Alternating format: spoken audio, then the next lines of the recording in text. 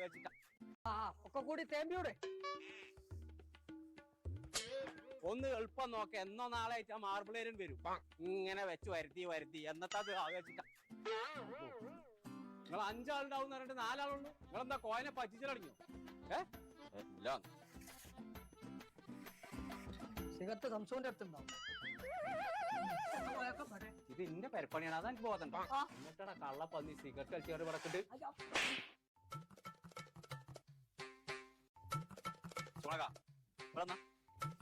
ഞാനല്ലേ ചോറിനുള്ള സമയം ആയില്ല.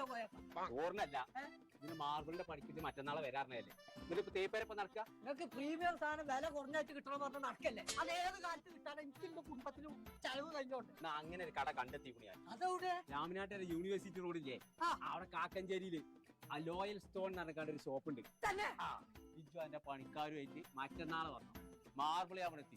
അന്ന് ഞാൻ അടിച്ച് പൂക്കിച്ച് കറക്കാൻ പോവാ. ഞാൻ ലീവാ. ആയിക്കോട്ടെ, അത് കോയക്കത് ഇത്ര മതിയോ? അത്ര മതി, എല്ലാരും ലീവാക്കിക്കോളി.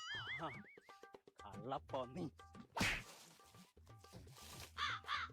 നോക്കി നിക്കട്ടോ, തേങ്ങ മുഖമുണ്ട്.